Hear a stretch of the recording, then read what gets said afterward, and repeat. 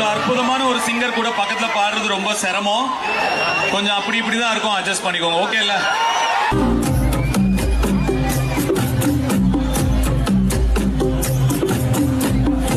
என்ன சோகம் என்ன சோகம்